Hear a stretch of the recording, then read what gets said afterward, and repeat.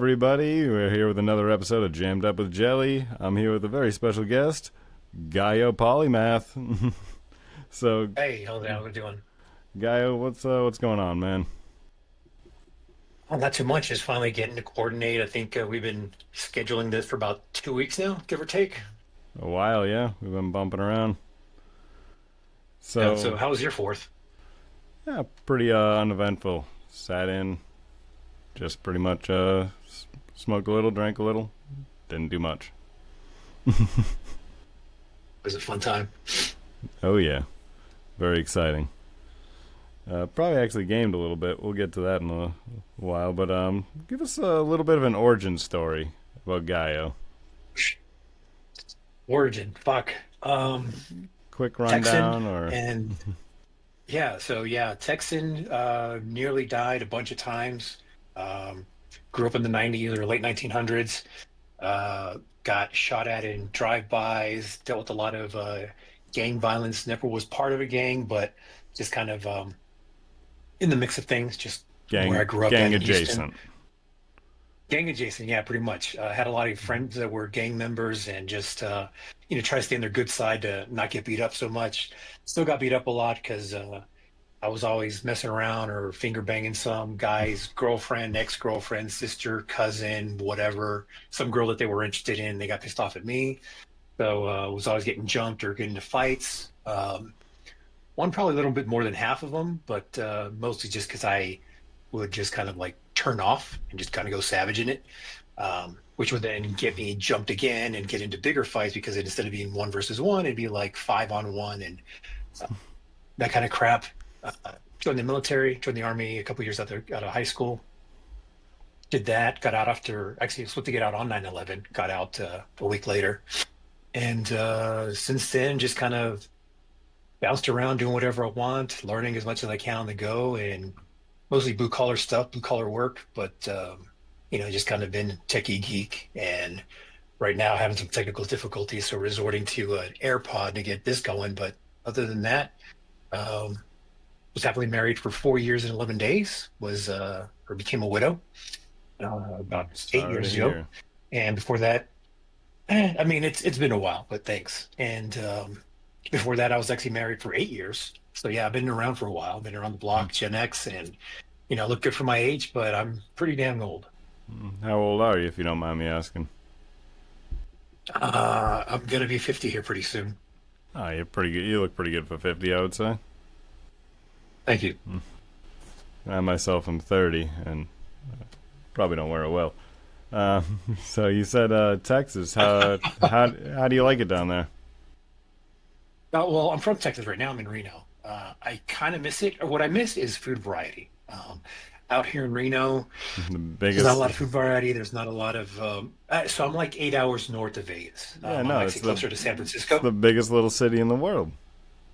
Oh, biggest little city. Yeah, yeah, yeah. It is. And it's cute. It's nice. I like the weather. I like everything except the lack of food variety. So there's one soul food place here in town and a couple of soul food food trucks. They're not that great.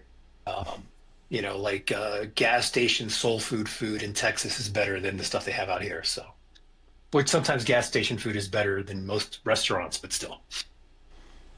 Yeah, no, I mean you found the right place. Um, so you said you do mostly blue collar work. Do you still do blue collar work, or what do you do currently? Oh, I guess now I'm a manager, so I'm a manager for four blue collar guys, but basically just making sure everything gets done in the maintenance world. So all the Maintenance, shit okay. that breaks down at work, I make sure that they fix it and kind of give an excuse for them when they can't. All right. It was like obvious. Was I? I mean, I assume that wasn't your passion. Was maintenance, or was it? No, started off as an electrician, but shoot, about 15 years ago, I ended up working nights for a project and found out that maintenance techs have night shift. And so I prefer nights. I hate getting up before sunrise. It So sucks. on that shift, it was just amazing. So switched over. All right, so you took it mainly for the shift, not necessarily the work. Yeah. No, yeah, because it was a pay cut. It was about $15 less an hour, but the what is it? The work-life balance was it was so much better. Getting so much better sleep. So Hmm. I can't see myself doing the night shift, but I do hate waking up early. but yeah, or even swing shift might work too. You never know. I don't know. I mean, yeah, no, it would be beneficial in many ways. I feel like, except you're not out there in the sunshine that much, so you're not gonna get the melanomas. Mhm. Just Right, they should just call that vampire shift, dude. right. You can be out there all night. Um, so you were saying that you had some near-death experiences, like multiple. Well, so one near-death experience where like I went under and quote unquote light flash in front of my eyes. But there's been a lot of times where I nearly died or should have died, but didn't have that experience of like seeing the other side. Um, when I was a kid, I drowned, nearly drowned when I was 4, 7, 10, 12. A bunch of getting shot at when I was 12. Why didn't anybody keep you away from a fucking pool? Well, so it was like ocean, river, pool. Actually, no, I never drowned in a pool. Just It keep was this always like, kid. Just keep this kid away from bodies of water. yeah, What the fuck? sure, that should have been, but I mean, I was always on my own. It was always me going out swimming by myself, doing something stupid. Of course, no lifeguards or anything. It's like almost Car accidents too. almost drown on me once, shame on me. Almost drown on me twice, shame on you. How far are we gonna go with that? And I mean, I love swimming, so it's not like I'm scared to do something that I nearly died from. I mean, I didn't stop driving a motorcycle when I broke my hip. So yeah, I mean, nearly dying is just kind of like reminding you that you're alive, basically. At least for me. True. I mean, I've never. I would say never had a real.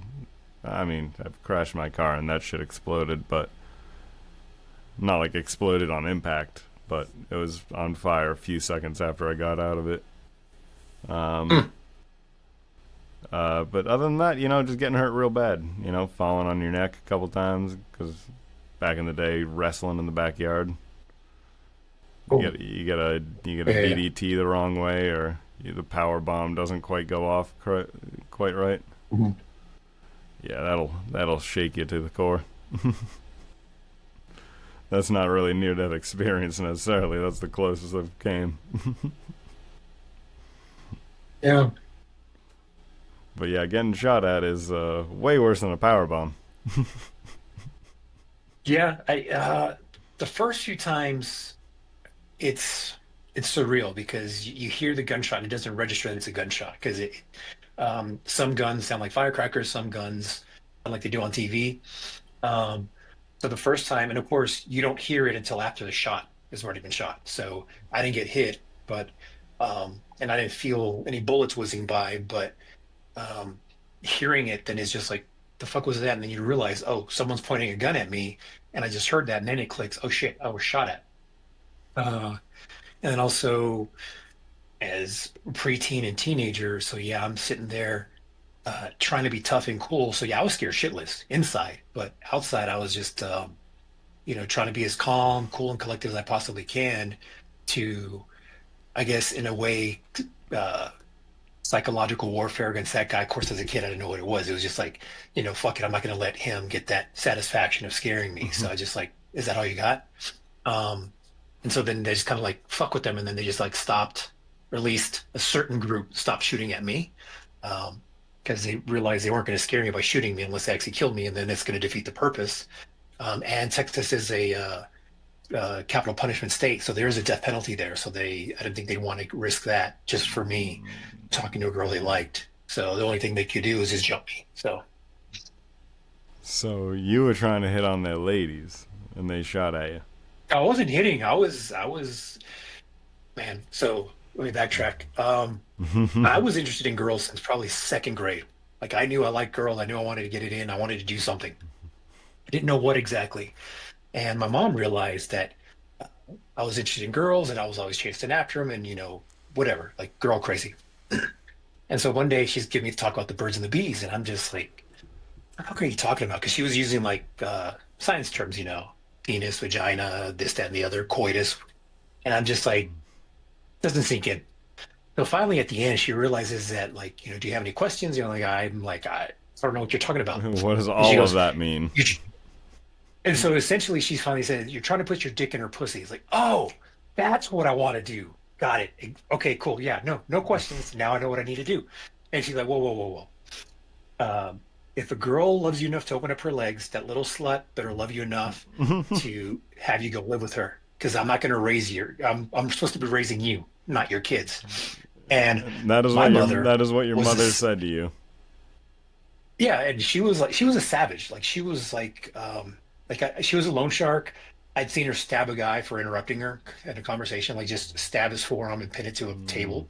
So I knew if she said she's not raising my kid, she's not going to raise my kid. And of course, I'm 10, 11 years old. Can't get a job because you can't work until you're 16. Of course, later I find out you can start at 14, but only part time and under certain stipulations. Um, but at the time, Under I the was like, table. shit, if I get a girl pregnant, how am I going to pay to raise a kid? I was terrified to get a girl pregnant. And so I was always chasing after girls, trying to figure out how to get it in. And, I wanted to hook up with a girl that was a slut because, it'd be easy to get it in. But at the same time, if I get it in with her and get her pregnant, or if we hook up and, what if she finds out I'm not good in bed because I'm a virgin? She's going to know I'm not good. So I need to find another virgin, but you can't convince a virgin to hook up with you. So it's like a whole catch 22 thing, right? And then of course, finally I meet a girl that's like, okay, yeah, we're going to go to a skip party. We're going to so and so's house and we're going to hook up. Great. And out of the blue, some classmate will come up and tell me, "Hey man, did you hear it about Joe and Susie? They hooked up one time, they wore a condom, and now she's pregnant." I'm like, "Oh, fuck, that's not what I want to hear." Like I had 3 or 4 condoms on me just to make sure I was ready, and I hear a story about someone getting pregnant with the condom. I'm like, nope. Of course, years later, I find out that they used the condom the first few times, they stopped using a condom, and then they got pregnant after like 3 or 4 months of fucking all the time. But you know, that's not how the rumors go about in middle Yeah. school back then when we didn't have internet, we didn't have cell phones, none of that. That's just So that's just rumor called mill was a just whatever somebody made up. that's called a bad pullout game.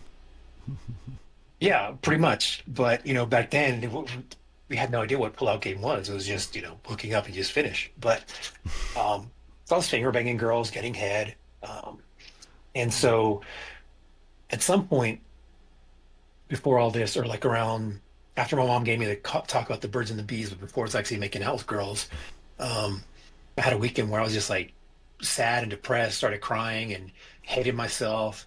And it was like I didn't get invited to a party.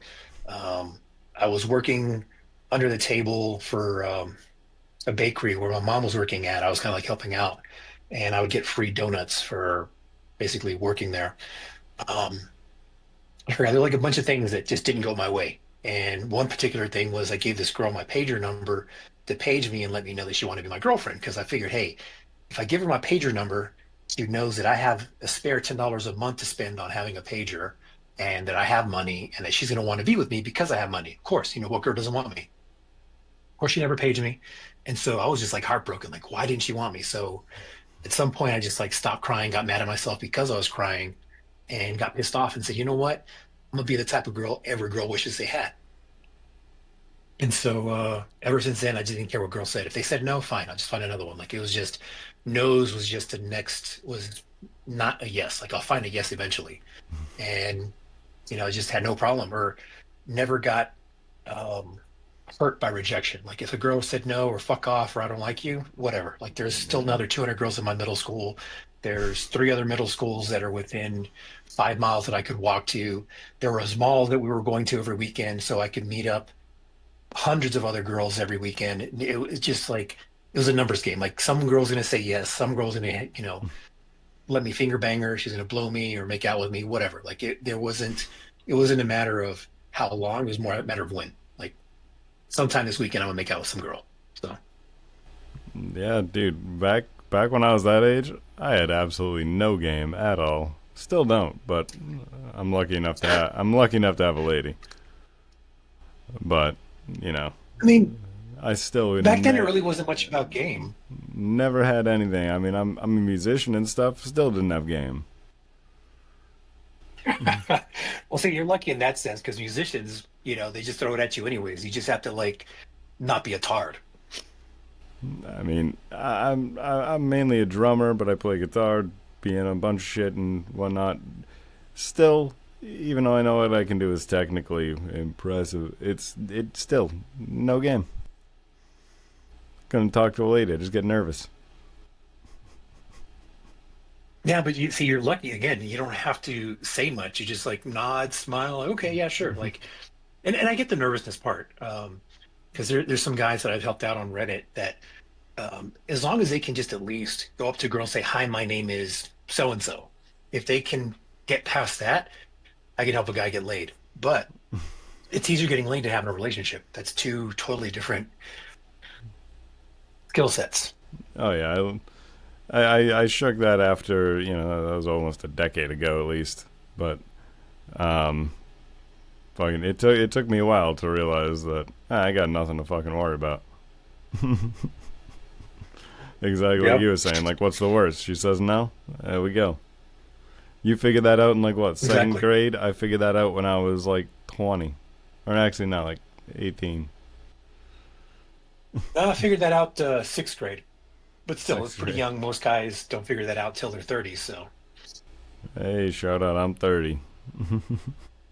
Figured it out a little ahead of time, I guess. Then maybe around the parabola curve, whatever the fuck they call that shit. That nice median in the graph. I don't know. oh yeah, yeah. The bell. Is it the bell Bell curve? No. curve. Bell curve. Yep, you're right. Yeah. Somewhere in that bell curve. All right, man. So what was You said you're pretty much 50, right? Pretty much, yeah. So what was your first concert that you ever went to? You broke up. What was my No, first what? first concert you ever went to? Oh man, I never really was much into, well, so I damn it. So I like music. I hate people at concerts. And this is like later. My Yeah. first concert would have been the Metallica, Guns N' Roses, and Faith No More concert in '91. Ooh, But I was terrified of skipping school. I would skip class, but I wouldn't skip school. Like I the wouldn't entire like day. not go to school and go somewhere else, right? I wouldn't miss the whole day. Don't know why. That was just like whatever, like some just stupid mind thing I had. It was free tickets. Um, all I had to do was just, say yes and meet up at a certain spot to go to my friend's house. And for whatever reason, just didn't go. Like got scared. So what ended up being my first concert was man, Martina McBride, and it was because it was either that or Clean the Barracks. And so I was like, okay, fine, I'll pay $20 and go to see Martina McBride. This was like when she was brand fucking new. She's a country singer. Don't know what fucking song it was. Have no idea. I'm sure. I don't think she was a one-hit wonder. I think she's probably had a couple of songs since then. Name sounds But I familiar. mean, it was catchy. Say again? Name sounds familiar. I'm not too familiar with Yeah, country. yeah. She was late '90s, 97, 98, like when she started out. So um, not too bad. I mean, it was entertaining. Got to hang out and not be doing army shit for a while. So fuck it. It wasn't too bad. Um, After that, I started going to a couple of little local shows. $5, $10 shows. Well, it didn't have to really be concert because it would be live shows or performance. So what's Yeah. the difference between a concert and performance? Any Where'd that anything, line be drawn? anything. You Yeah. going to the park and seeing a band is technically a concert, I would Yeah. say. Yeah. Or So most of them were like at bars and nightclubs. Um, so yeah, not that many concerts.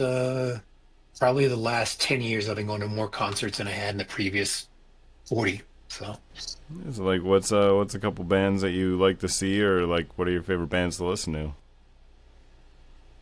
man, so what was it? 100 Monkeys. He was one of the actors in Twilight, but not the main one. He was something Rathbone is his name. Um, pretty good show. And he kind of like made a little ditty while we were there. He kind of did like Mad Libs. Hey, give me a word, give me a verb, whatever. He made a song on the spot then and there. So mostly rock, some punk, emo. Not a fan of not. I don't love emo, but I can kind of get into them. But mostly punk, rock, and thrash are my go-tos for concerts. All right, yeah, same here, honestly, except for some metal. Well, Oh yeah, well, thrash. metal, of course, yeah. Thrash kind of encompasses that. Um, yeah, no, I can't remember what the last concert I went. I think the last concert I saw was Primus, which is, Mm, if you're a fan of nice. Primus, it's a great show every time. He's a phenomenal bassist. Yeah, I've Oh, but never seen him play live, but yeah. yeah, Les kills it. So, you mentioned you were in the military. Mhm. How was My how long did you serve? 3.5 years. Yeah, 3.5 years. Oh, So I fucked up my ankle the first week or two of basic training, but I shut the fuck up about it because when you're in the army, I'm guessing any of the branches, if you sign up and you're like, hey, this is the job I want to do, and whenever you sign up for, the army has you scheduled for, okay, as soon as you're done with basic training or boot camp or wherever you start off at, then your school is going to be right after, and you're slotted for to start at that time. So if you get hurt, you get injured, you fuck up your basic training, you do something stupid, you piss hot, anything in regards that would make you recycle, have to start over basic training, then you lose your slot. So damn. if there's one available when you're done, you might get back into it. But if not, then they'll just put you wherever the military needs you, whatever branch you're in. If they need a cook, you're going to be a cook. If they need a bullet catcher, if they need a mechanic, whatever, that's where you're going to go. Bullet catcher, you And mean so, frontline infantry? yeah, infantry, yeah. Um, and so it's a joke in the army where Jesus Christ. infantry is 11 Bravo is their nomenclature, so it's 11 bullet catcher. So, um, anyways, so I was scared to lose my spot because I was an intel analyst, and so my job is essentially to sit in an office, listen to radio traffic, and kind of get a picture of what's going on in the field, and then report to pilots. Or at least my specific job would be report to pilots, tell them, hey, we're seeing this type of enemy out here. These types of enemies have surface-to-air missiles. This is a range of those missiles. This is a range of the vehicles they're in. So avoid flying at this height and avoid flying in this area. But if I had admitted that I got hurt and then ended up getting recycled because I was hurt, then I would have lost that job and I could have been anything. And I didn't want to be in the front line getting shot at or anything. So you played through Um, the pain. so I dealt with it pretty much. I mean, it sucked. And so once I got to my duty station, my unit where I was actually at doing my work, I was getting hurt because the unit I was in is combat arms. So that's the ones that are the front lines. So I was part of the team that would be in the back, but the whole team would be in the front. So I'd be in the back of the front, if that makes sense. Um, Hmm. so because of my job and because I'm like the lowest man on the totem pole, I'd have to go out and do the same shit as they were doing. But then once we were actually practicing in the field, then I would be in a tent, basically doing my job. But every time we went on these ruck marches, I always fucked up my ankle. And so the higher ups would always think that I was faking it and pretending to be hurt. And eventually they kind of like saw a pattern. Oh, every time we go do something, he always gets hurt. So they're trying to kick me out for malingering, which is basically faking an injury. So in that process, I actually saw a doctor because every time I got hurt, I would only go see to kind of like an urgent care clinic, but Yeah. instead of being seen by a nurse, I'd be seen by like a nurse's aide or a medication aide or whatever. Like no one actually They knowing what they do were doing. They're like, oh hey, they slap an ace bandage on it and but call it a day. pretty much ace bandage and some ibuprofen 400, and don't walk on it for 2 or 3 days, and you're good. Yep. So it was always like a revolving door, that kind of shit. I'd always be off my foot for a week, a couple of days, 2 weeks. So finally, they actually I put me in to see a physician's assistant. They had me do some like strength tests, and she was like, "Yeah, I don't know what's going on with your ankle, but it's not right. Let me refer you to an orthopedist." And he saw me like, "Oh yeah, no, you need surgery." This was like a Thursday or Friday. He goes, yeah, we'll schedule you for Tuesday, like the next week. And I was like, shit, is it that bad? Like, yeah. So what ended up happening is my ligament on my left ankle had overstretched almost by an inch. So Ooh. there's no strength in it. Like no matter how much I try to strengthenly um, so if you're standing uh, down, right, you can do this with your feet, out, in, up, down. Well, out, I didn't have any strength. I couldn't do this with my left ankle. I could do it with my right, but with my left, I could only go like so far. Yep. And that's me like I was doing more pushing my leg out than I was twisting my ankle out to strengthen it because I didn't have any tendon strength to be able to pull it back. Damn. So what they did is they cut out half an inch and overlapped it 3/4 of an inch and then stapled it together to be able to like basically shorten it back up to be able to have the strength it needs. I love how that sounds so And so with rudimentary. It just literally, hey, how about we just well, the funny thing staple it? is, yeah, we'll just staple it back together. Fucking And Christ. the crazy thing is, the doctor was like, "Hey, do you want to be on a local anesthesia or general?" Like, well, what's the difference? Well, local, we just shoot you up right there, and you'll be awake the whole time. And general, you'll be asleep. I was like, well, if we do local, can I watch? It's like, no, you can't watch. I'm like, well, fuck it. If I can't watch, I might as well just go to sleep. So put me under. But anyways, um, That would be so yeah, I freaky. did that. I mean, kind of, but I mean, I'm kind of like intrigued by that kind of shit, right? I'm not really easily grossed out. I mean, I've sat down, ate my dinner while some girl is throwing up after drinking too much at a club, and I'm like, oh, hey, you had a. Well, I mean, I knew where she went because we worked at the mall, but I was like, oh yeah, you went to Panda Express. Oh, you got the rice instead of the noodles or whatever. You know, just Oh, sitting there eating away, Jesus. whatever. Just Nope. making her throw up more. Nope. But anyways, train of thought. So yeah, because of that. I got recommended to get kicked out on a medical discharge because like, hey, well, he can't run. He's useless to us. Blah blah blah blah. So we'll kick you out of the army. So I'm getting processed out, and my flight was supposed to leave like shit around noon or 1 in the afternoon on September 11th out of Syracuse. And of course, 9/11 happened and everything got shut down. So I was stuck for an extra week. Damn. Now, when you're in the Yeah. military, now because you were in the army, right? Mhm. Yes. You ever have any beefs with other military branches? Like you guys shit on one in specific? We always talk shit about each other, but almost everyone universally talks shit about the Air Force. Um, and none of us really acknowledge the Coast Guard. Like, you're just Border Patrol. You're just water Border Patrol. However, if we're all in a bar and it doesn't matter what's going on, like it could be one of each branch, and we will talk shit about each other all night.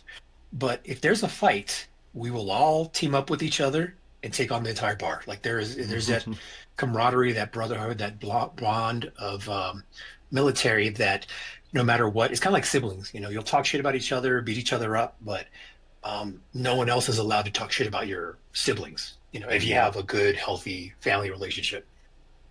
Yeah. Because I know that there's always every branch has its thing that people talk shit about. Yeah. Like the Marines are crayon Eating eaters. crayons. Yeah. Navy's just gay. Army's dumb, and Chair Force is lazy, or an office job. Yeah, and then like you said, there's the other two that nobody really even they don't care enough to make something about.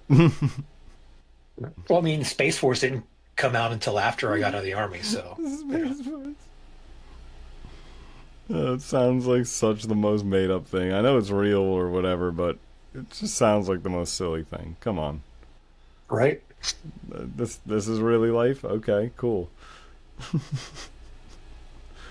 So, speaking of like ridiculous shit, like made up things, do you watch what's like some of your favorite movie or TV franchises? Like something that you wanna, you would claim that is your favorite, or So now I'm on a From kick. Hang on, let me bring up my Plex server real quick. Da, da, da, local. from? let's see what else. I also love Lost. I recently started watching a version that has everything chronologically. So there's like a fan base edit that has the entire show from start to finish I chronologically. If haven't. you ever seen Lost, kind of there's Oh, Lost. yeah. Oh, okay. They said from.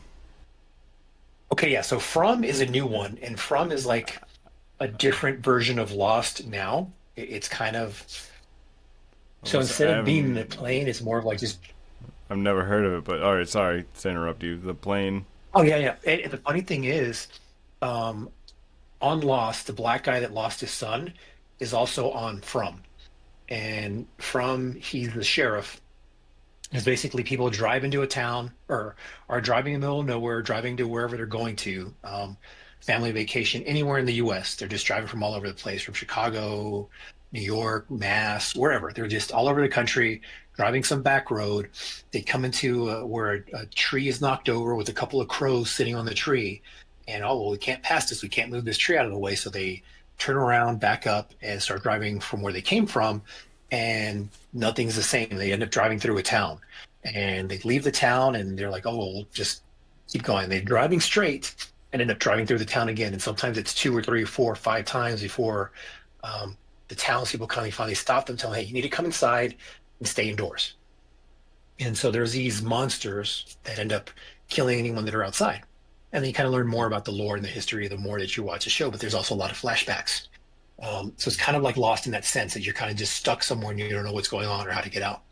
But anyways, Lost, they have a fan edit that's a chronological thing. Um, if you go on the Lost subreddit, you'll eventually find something that's kind of like the fan base, whatever. There's a Discord server, and they'll send you a link to Google Drive where you can download all the seasons and watch it chronologically. And it's an interesting way to watch it as well. So, but it's better if you've already watched the whole The show. series and Yeah. then watch the chronological. Okay. That's pretty cool. Now, now, like you said, being almost 50, what was the first gaming console that you got into, if you were a gamer? So the first one I got into was NES, but so I grew up really poor. Um, so I only had seven toys growing up. This is Christmas and birthdays. I only got seven actual toys for any one of those throughout my growing up. Most of the time it was just like clothes. That was it that I got for birthday or Christmas. But I got the NES 89 or 90. It was a couple years before the Super NES came out, and I got it from a pawn shop. So yeah, the first one there was Super Mario Brothers, Metroid. Didn't like Zelda back then, not on Oh my, yeah, NES. the NES one was Um, rough. yeah, Contra, like anything top down wasn't that good. Metal Gear could not get into it. I liked the idea, but just couldn't get into it. Then That Metal Gear was rough Solid, too. love. But yeah, what else? Can't really remember much else on NES. Of course, Duck Hunt that came with it, but kind of silly. Um, Now, do you remember the last time you spazzed at a video game? Like, freaked out, like, either pissed off at a sibling, a friend, somebody that you're gaming with? You just like, fuck you, like, ever get in an argument about a so like, I'm an only child, and so I never really played anything co-op, even well, online. Like even how nowadays, about I avoid. a solo spaz? You know, fucking get mad. You ever I break a see. controller? You ever fucking break something because you're pissed off at a video game? You ever spaz out like that? Um, yeah, but I can't remember what it was. I want to say, I think it was PlayStation, the Die Hard video game on PlayStation, original PlayStation. Um, there's something in there that like just freaked out, it pissed me off. Um, and I technically broke the controller, but I yanked the cord out from the Console. little plug-in thing. So the little plug that goes into the PlayStation, I pulled it out of the plug that goes in. So, it was just whatever. The wire came out. I was pissed off at it. But ever since then, I've always been more cautious with games because you know what? That was a lot of money to spend on because it was out of my pocket. It wasn't like my parents got it for me.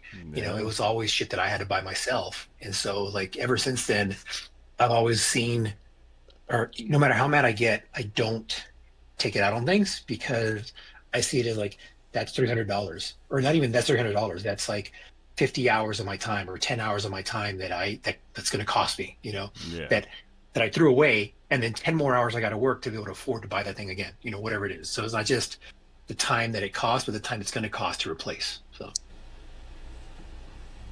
Yeah, no, it's. I mean, that especially even like back in the day, I thought that video games used to be cheaper. They weren't. They were still $60 back in the no, N64 days.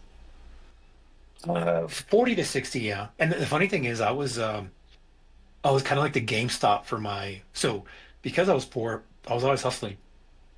And so in middle school and high school, I was buying, selling, and trading Super NES and Genesis games. So I was kind of like GameStop before GameStop was around. Of course, back then it was like Electronics Boutique. I don't remember if they traded, but I do know, I think they did sell used. But anyways, Yeah, because um, Electronics Boutique, that was EB Games eventually, right? eventually, yeah. And then I don't know if they became GameStop or GameStop kind of started on its own. I think they But absorbed them yeah, I eventually remember after GameStop became a thing, and I then think absorbed them in the end somehow. probably. Because I remember my mall used to have an EB Games and a GameStop, and then it had two GameStops. Okay. It was weird. One at each end. Why? Who knows? Man, that's the crazy thing. At least in my area, it seems like malls are dying. How about over there in the Reno area? Oh, everywhere. So here in Reno, there's only one mall, one active mall. But if you go around town, there's a couple of places that had malls or different malls in the parts of town. One is now kind of like what is it called? One is like in it. There's the unemployment office. There's a bunch of little stores in there, but they're not mall stores. They're not stores that you would go to like you go to the mall where you see like Vans and Yeah, all the Torrid, Spencer's, all that other stuff, or even a food court. This is like businesses that are just kind of like in a common area. Um, yeah. like one They is, in my local mall they had EMT training and they also had college. yeah, it's kind of like that. It's just have like or like a college extension. Yeah. One is like a gift shop, which I have no idea how they stay in business. I mean, they got to be selling drugs or something to be able to stay open. But Check under um, the candle labels. and it's There's one of gonna be those, some hash in there. right? And it's one of those malls that are like an L, where it's just two lines, upper and lower floor, nothing crazy, not like those um, double Y or Z-shaped malls. No, this is just very small, very kind of linear. The other one we had here in town got torn down and converted into kind of like an outlet area. Um, but they call it the public market, where they have like fancy hipster stores and food places. So. Yeah, I swear they did that. The reason they got rid of our mall is because I swear they're gentrifying this area. They're trying to at Oh yeah, least. I mean, there's more money to be made that way than what they should do is like I've seen or what I've heard is a good idea is to have like turn it into housing where Gen X and millennials can just like live in there and Dude, have like everything they need indoors, I always wanted to make a music venue in a mall. I always thought that would be Oh, a that'd be great cool. idea. Like it's not like going to be the entire mall, but I think that would be a great idea. That way businesses can stay open and get people, but the crowd would probably be drunk and rowdy, so it might not be that good. No, but if you have people like living in other sections of it, you could have like an old Dillard's or a one of the anchor stores be the music venue. One of the strip malls or the little smaller businesses be studios, apartments, or whatever. Um, and people just kind of go, "Hey, I get shit faced drunk as I want, and I just got to stumble my ass home, 200 yards away." Yeah, I mean, yeah, we can work around the noise ordinance there. We'll find a way. I'm going to trademark that Right? idea right now. Put a patent and copyright on that. I'm calling it. There you go. Uh, so you did mention something about communicating with the dead. Mhm. What is your So experience with communicating with the dead? Because I did ask my girlfriend what she wanted to ask in that sense, because she's kind of a witch herself. okay. She wanted to know in your experience with communicating with the dead, was there any like indicators any signs that you noticed growing up that didn't intentionally like make you know, but like kind of like looking back made you go, "Oh, that was what that was." It's more of looking back, because I don't remember, and it kind of ties into something I've been trying to do recently, or not recently, but during COVID. So I don't remember the specifics of when I was 4 or 5 years old. When my mother passed away and I went to go live with my father, I was 15, 14, 15. When I went to go live with him, he told me, "Hey, do you remember that you used to do this?" I'm like, "The fuck are you talking about?" And or I didn't say that to him. I didn't cuss in front of him. But he goes, "What are you talking about?" And he goes, "Yeah, when you were a kid, you used to talk to, whatever." And I was like, "No, I don't." So he told me this story. He goes, "Yeah, one day you were 4 or 5, and I was walking down the hallway, and I heard you talking, and it wasn't jibber jabber. It wasn't, you being a kid. You just blah, blah, blah, blah, blah. You were actually having a conversation."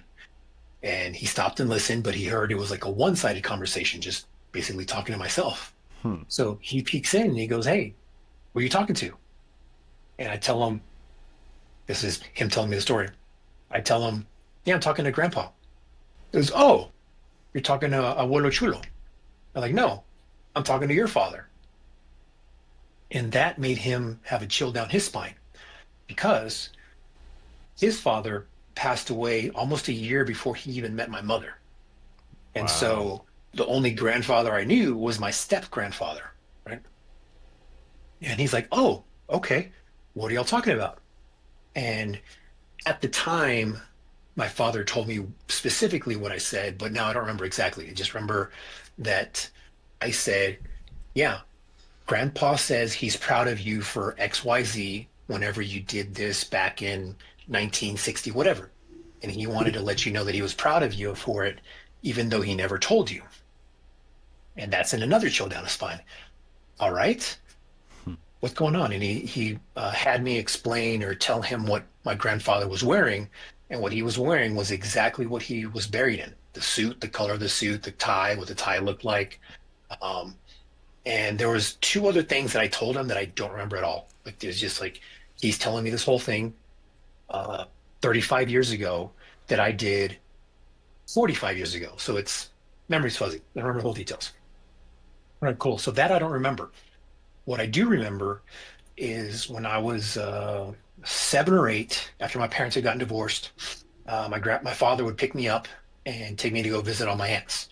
So every other weekend when I'd go to my father's house, we'd stop by one of my aunt's house before going over to his place, just to kind of like, "Hey, this is your family, this is your aunt, this is your aunt so and so." And one day, um, yeah, 6 or 7, sorry, 6 or 7 is when this was going on. I remember one day I went to go visit my eldest aunt, and I go up to her and tell her, "Hey, Aunt, can you give me a pickle, but I want it on a fork so I don't get my fingers sticky." Now, what child, especially a boy, gives a shit about being dirty, sticky, or whatever, right? Um, and so my aunt, she heard that and she grabbed me by the shoulders. I remember her shaking me and like, "Who told you that? Who told you that? Why do you care about your fingers being sticky? Was that my father? Your dad told me that my father talked to you and blah, blah, blah." Like she's just kind of like yelling at me and shaking me. And I get now that she was excited, right? That she wanted to like have the same conversation and have me tell her whatever her father had to say about her or whatever. She's wanted to reconnect.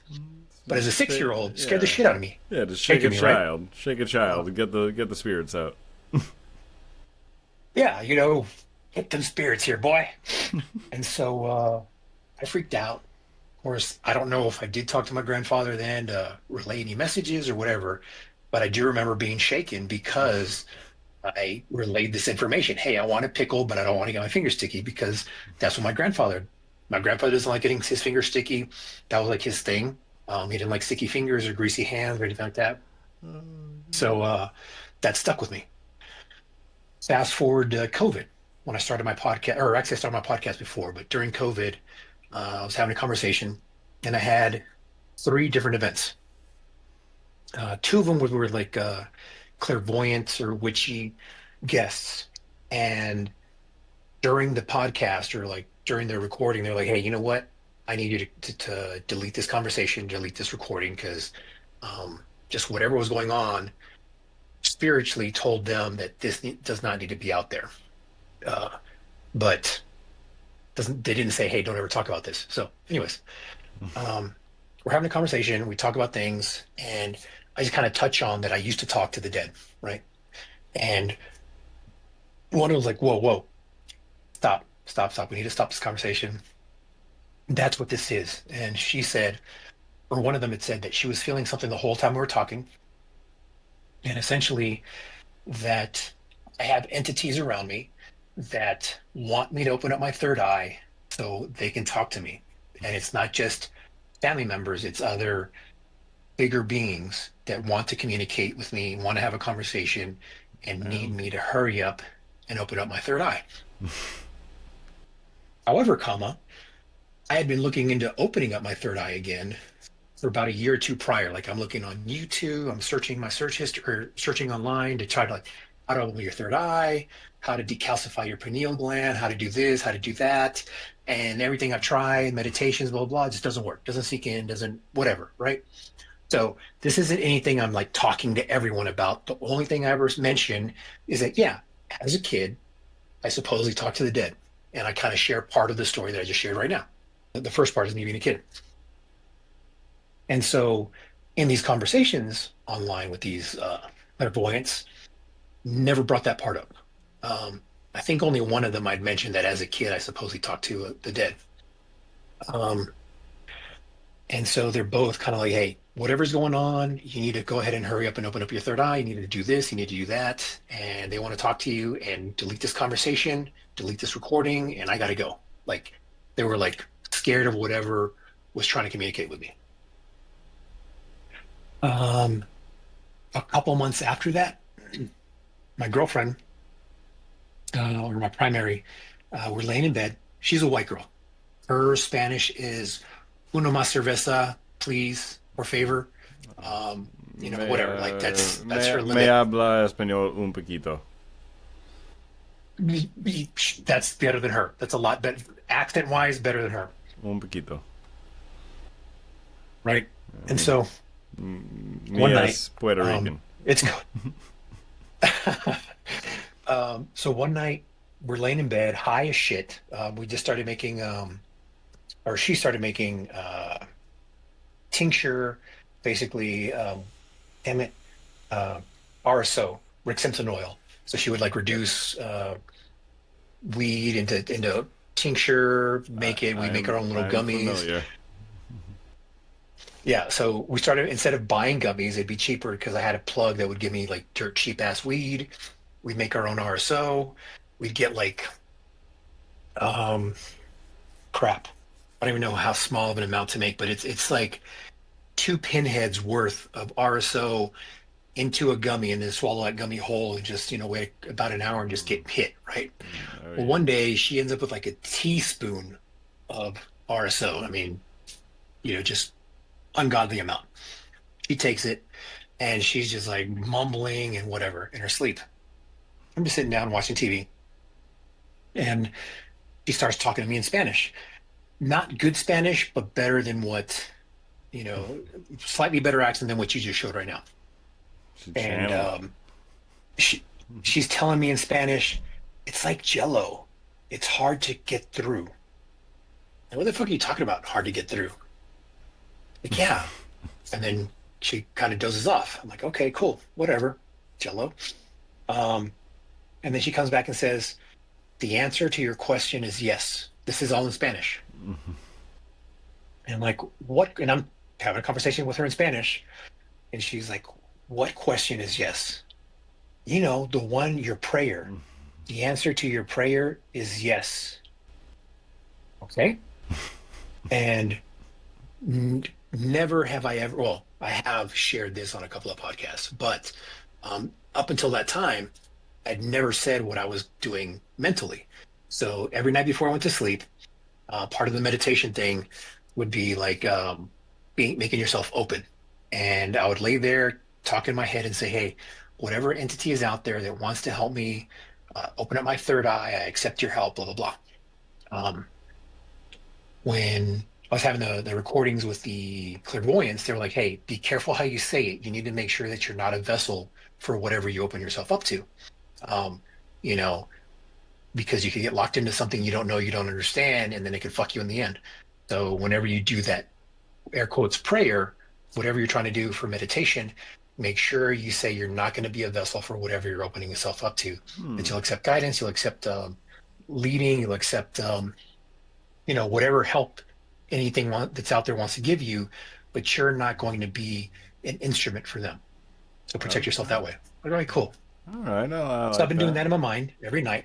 That's some good So every night philosophy. before I go to sleep, yeah, just kind of protect yourself because you never know what's out there, um, Yeah.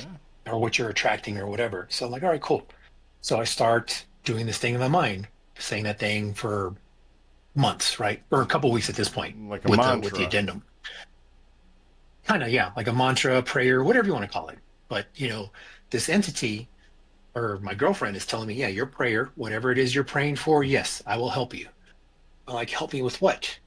You know what? Oh, I don't. You need to specify. I will help you open up your eye to be able to see things. So, something paraphrasing, but something about being able to see what's beyond or what's not there. All right, cool. That scared the living piss out of me because again, I'd never mentioned this out loud that I'm having this Le- prayer, this mantra, whatever before I go to sleep, right? Levantante I'm tres like, okay, cool. ojos. Yeah. Tercero ojo. But yeah. Um, and so then I was trying to have a more conversation with her, and then it starts fading away. Then it's not Spanish, it's my girlfriend talking in English, and she goes, she's a pretty lady. Okay. So now we're in English. I'm like, who's a pretty lady? I don't know. I can't see her face. But she's dancing and she's doing this, and she keeps describing everything she sees. And ultimately, what she's describing is Santa Muerte. And usually she comes in two ways. Either she's like a skeletal version of the Virgen de Guadalupe, or she's like a attractive woman with Day of the Dead face paint and a very colorful dress. Very flamboyant, and it's like got a lot of ruffles, and the ruffles kind of, depending on the viewer, it'll either shimmer and change colors, or it'll be kind of pearlescent, where it kind of like just changes colors based on the light, not so much that it just kind of like swirls on its own. Um, so, anyways, my girlfriend's describing this. Okay. And I don't tell her, hey, you're talking about Santa Muerte. I just kind of catalog that and don't say anything. And yeah, she's very pretty, but I can never see her face. Every time she turns, her face disappears or her hair gets in the way.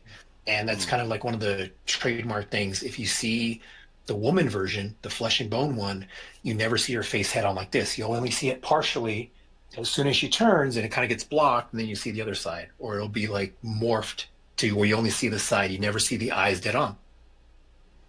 Um, Damn. like, okay, I, cool. All right. I never knew Good any to of know. the I never knew any of the lore behind that. And that's not, well, I guess lore, but it's one of those things that, like, unless you talk to someone that's actually done it, and it's kind of, I guess, a way, and this I didn't know either. This is something that whenever you talk to someone who's more into it, and they tell you, oh yeah, well, what does her face look like? And if they say, oh yeah, she's looking at you like this, and this is what she looks like, then you kind of know they're lying, or the person would know that they're lying. Hmm. Um, As far as the skeletal version, I have no idea. I've never seen that version of her. I have a couple of friends that worship the Santa Muerte deity, and they've never seen her as a female form. They only, whenever they make a prayer or do something that they have a request, some way, shape, or form, they'll see a skull, they'll see like Jolly Roger, they'll see something skeletal kind of cross their vision. It'll be on a card, it'll be on a sticker, it'll be somewhere, but it'll be like right after a prayer, kind of letting you know, okay, I got you. That's the way they interpret it. So it could be any version of skeletal for them, but she's never appeared that way to me. Uh, All right. so Um. right after, Oh no, you go. yeah, there's a little bit more. So then right after that, she's talking in English now. Um, then she's like, yeah, it's finally, it's like Jello. I'm like, what do you mean finally like Jello? What are you talking about? And so then she starts having a conversation with me. And it turns out that now my mother's talking to me through my girlfriend. and she's talking to me in English, but Spanish was her native language. And so she's talking to me in English, and the only thing that really comes out is that she's proud of me. That she says a bunch of other things, and I'm kind of like testing her, like, I don't believe you're my mom, because my mom would talk to me in Spanish too. Like, why would she talk to me in English?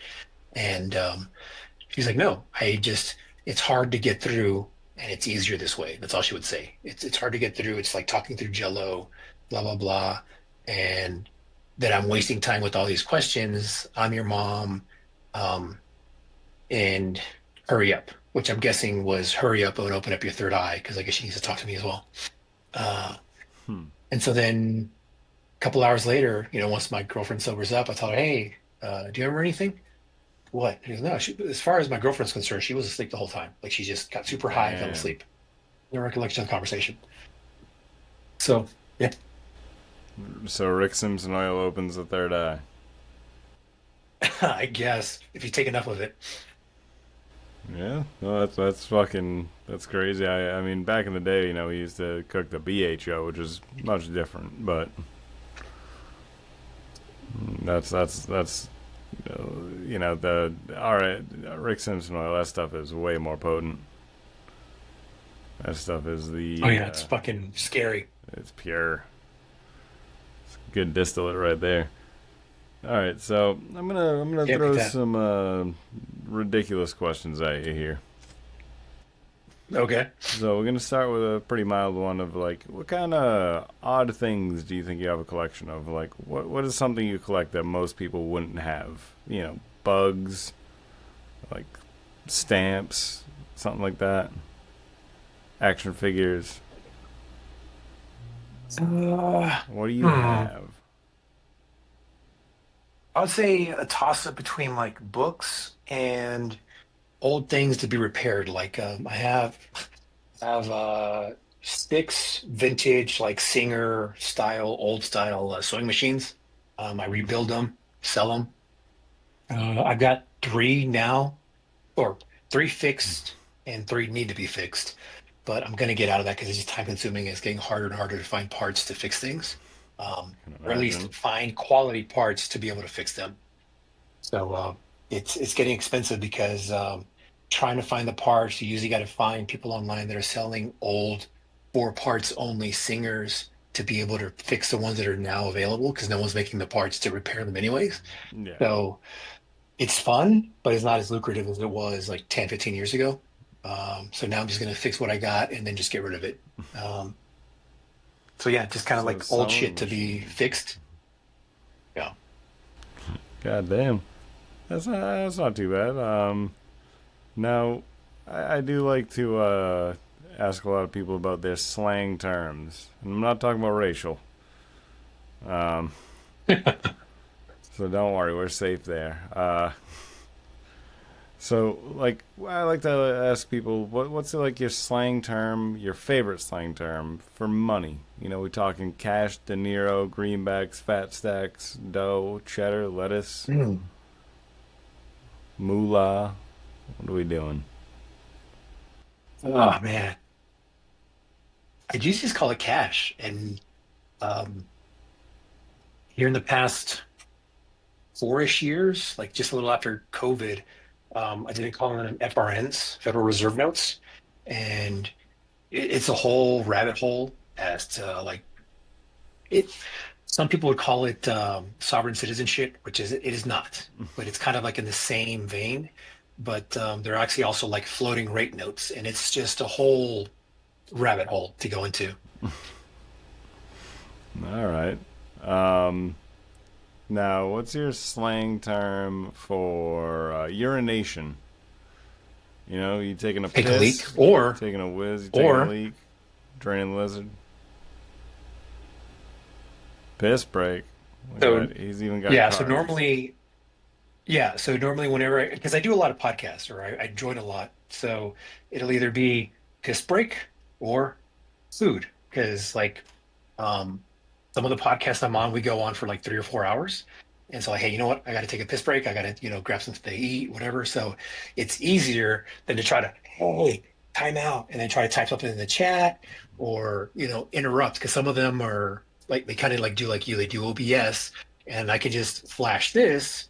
and they'll just cut that out, ignore me because I don't have to interrupt whatever the flow of conversation is, leave the room. Oh, wait, where's he going? What's going on? Blah, blah, blah, blah. So this way they know, hey, he's leaving for a piss break. We'll cut this out. They'll do the little marker for a timestamp or whatever and keep going. Yeah, no, that's a good move right there. So taking a piss now. How about what do you call a bowel movement? What's you taking a shit, you're taking a dump, having a mess, making a push, I, dropping the kids off I at the hate, pool, bringing the Browns to the Super Bowl. What are we doing?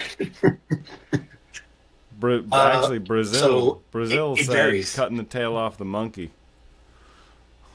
So normally with I hate when girls say take a shit. Like I can't if I'm dating a girl, talking to a girl, whatever. If she says I'm gonna take a shit, I'm like I can't deal with that. Like you're too crass for me. Like I can't do that. Um, normally, if I'm talking in mixed company, if I'm talking with a woman, I'll say, hey, I gotta go potty. Like I'll just whatever. I sound like a child, whatever. But it seems more not classy, but not as crude to just say, hey, I'm gonna go potty. I'll be back, whatever. Versus, hey, I'm gonna take a piss. Oh, he's taking a piss. I'm going potty. Oh, he's gonna take a shit, whatever. But at work, I'll usually say something like, "Yeah, I'm gonna go drop off the Huxtables," or which is a Cosby I reference, know, I know, brown I kids, know, whatever. I know. So, um, yeah, no, that's definitely a good one. Yeah, in my house, like I mean, I call it all sorts of stuff, but usually me and my girlfriend just give out a pooping, just to let the other know that we're pooping. Give out the good call. So now one more slang term here. What's your slang term for masturbation? You jerking it, you whacking it, you fapping it, wanking it. rub one out. Rubbing one out. Yeah, That one, and that one, I'm not that. really a fan of rubbing one out because so because I chased girls so long and just the way I grew up with machismo, I ended up becoming I don't know if I ended up becoming or I always was, but I was an intercourse addict. I was a sex addict. So for me, masturbation is like it's it's sad. Like it's easy to get laid. It is so fucking easy to get laid. It might not be with the hottest chick you want. It might not be the best sex of your life, but it literally is, at least for me, or once you understand, hey, it's easy to get laid, especially if you have a girlfriend. Hey, if rephrase that. If you have a healthy relationship and your partner knows, hey, this is a code we want to have for sex. We want to have sex because um, in my experience with helping guys out with dating and hooking up and all this other shit, um, most couples don't have a conversation about sex, like ever. Um, every now and again, there might be something like, "Oh yeah, last night was fun," and but they won't say, "Well, last night when you tossed my salad and I jerked off on your face, that was amazing." They'll never say that. They'll just say, "Oh yeah, last night was fun." So very rarely do couples have a conversation of like, "I like these are the things I like. This is what I don't like. This is what I'll never do." If couples would have that conversation before they have sex, their sex life would be a whole lot better. I. And then also letting my partner know, hey, I need to get laid all the time, or once a week, 3 times a week, whatever. This is the bare minimum, or we're not going to be together. So To me, you're just talking about a normal, healthy relationship. exactly. But It, most people are afraid to talk about sex. It's too taboo. that's you got to be open and honest, or else you're not gonna have a good relationship. You got to have a Nope. fight every once in a while. You got to argue. I mean, I'm not saying it's good, but it helps in a way because then you're stronger for it. Mhm. Sometimes people disagree, even if you love the person. But being open and honest about your feelings is a healthy way to express yourself in a good relationship. Being Oh comfortable yeah. enough And another to thing, express yourself, I should say. Being comfortable mhm. enough to do that. And even with my girlfriend, yeah, it was hard with her because she's never had a healthy relationship before me, or she's had one but not as healthy as what we have. And so I tell her, hey, if something's bothering you, you don't have to feel bad that I'm not going to get mad at you for telling me, hey, this bothers me. I'll be bothered and upset if you start yelling at me or raise your voice. Like that, I'm not going to tolerate. But if I hurt your feelings, if I something that bothers you, say something that bothers you, tell me, hey, you hurt my feelings and I don't know how to tell you. I'll figure out how to tell you later or send me a text or whatever. Just let me know that, hey, you're not in a good mood. You're not in a good place. And we can talk about it later once you're more comfortable to share it, or you can text me about it, but let me know that something's not right. Because I'm not going to read your mind. I have no idea what the hell's going on. Like Yeah. I could make a joke and I could be making a joke for 20 years and you could end up trying to kill me because, that joke just didn't land with you or Mm-hmm. something personal happened to you when you were a kid. And, it finally, after 10 years of being together, you decide to fucking slit my throat because I made that joke too many times, whatever. So, I've gotten used to my girlfriend not laughing at my jokes. Not that they're not funny, but that the fact that she's just like, "Yep, I get your humor, whatever." I don't think she's gonna slit my throat. Only if I cheat on her, which I have no plans on. But so you said how long have you been with your current girlfriend? 7-ish years. 7 years. We never really had a date. We never really set a what is it, anniversary or anything. Just because I made a joke early on, like, hey, no, she said I'm like we've been together or been seeing each other for like 6 months. Like, no, we haven't. Uh, I was counting the cumulative time, like the time we've actually spent together. We spent like 2 hours a day, 3 days a week, so that's 6 hours a week, which is 24 hours a month. So by this point, we've only spent about 2 days together. We haven't really spent 6 months together. So then, since then, it kind of skewed the whole thing. So now we joke around, oh yeah, we've only been together for like 2 months, or a year and a half, whatever. We just make up some arbitrary thing. But we started seeing each other in like 2018. All right, yeah, it's a good time just before the pandemic, so at least you could probably spend some of the time together. Oh yeah, we were together by that. We were living together by that point. Oh, nice. At least you had somebody to be with. Yeah, they're too annoying. I always annoy the shit out of her. All right, now how about this one? I'm gonna throw a wild one at you. When's the last time you pooped your pants? I don't think I ever have. You Other never, than like an infant. you Yeah, no, never I've been pooped lucky. your pants. I've had some close calls. I've had a lot of Well, close I'm not calls talking about dropping a where, full log. I'm talking about if you fart and some poop comes out. oh, a shark? Yeah, no. Like I That's don't pooping your trust mine pants. at all. Like I'll make sure, well, rephrase that.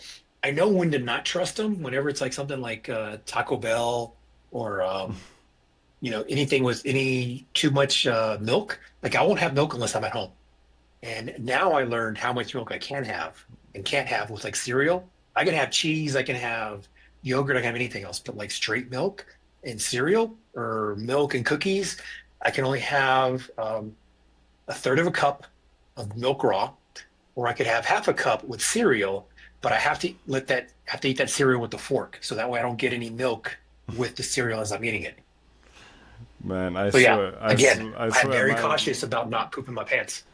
I swear my body is trying to reject dairy on me, and I'm not having none of it. I'm refusing that my body is refusing dairy. I'm gonna keep pushing until it gets used to it, bitch. I run this bag of bones. Who's been operating this bitch? Me. Right? I run this ship. This is my meat suit. This is my bone armor. Oh man. Well, we're gonna probably wrap it up for now. I do want you back for another episode because I know you said you're down for a lot of time. Um, Oh yeah. but for now, I was just thinking about incorporating this new thing where you get to ask the next interview I have. You get to ask them a question. Now, Ooh. I can't remember who the next one is unless, if you want, I can check what the specs are on this person. Um, let's see. Good question to ask. Um, Let's see it, because that is you. okay, I got one. I got one. Uh, if you could wake up tomorrow with the experience, the education, the license, the requirements, whatever you need for your dream job, where would you be going to work tomorrow? All right, dream job. That's a question I've asked a good amount of people. But basically, dream job if you had nothing to hold back on. Exactly. There's no excuse. Like you have everything you need and you're working not just the job, but the company that you want to work for. Wherever you want to work at, doing whatever it is you want to do, what does you want to do? Well, that question is going to be delivered from Gallo to the next interviewee, I should say. I think. I don't know if that's correct But the English. follow up to that is also, and why aren't you doing it? What's stopping you? And usually the answer is money and Usually, or they privilege. don't have a confidence that they can do it. True. A lot of it is mindset, you know. Yeah. But like I said, we're wrapping up here. So, any last words you want to say to the listeners, viewers, whatever? Anything you want to get out there, put out there, and then all your socials and anything else you got to plug. Yeah. One thing for sure is if you haven't heard this today, I love you. Like you might think, oh, that's fucking weird. This guy that's never met me. But yeah, you're a human being. You're worthy of love. If no one's told you lately, you are worth it. I love you. And if you need someone to talk to, I got to spare 8 minutes anytime, well, not any time of day. But I'll get back to you. You can hit me up on Reddit or you can hit me up on Instagram. You'll have to follow me and add me, whatever, but it's gallo.s.chingon, Gallo .s.chingon. Um, I'm on Reddit and Instagram a couple times a week. I'm not always there, but that's probably the easiest way to find me. If you want to shoot the shit, talk shit about me, or read through my Reddit history and hate me for being a macho sexist asshole, go for it. But I'll still defend myself no matter what. Um, Either way, I love you and you're worth it. And go ahead and do whatever you want to do because I mean, you only have one life. You're not going to be here for a long time, so might as well enjoy it. Yeah, we're not always here for a long time, but we're here for a good time, man. Hopefully. Fucking everything he said will be linked in the description of the episode.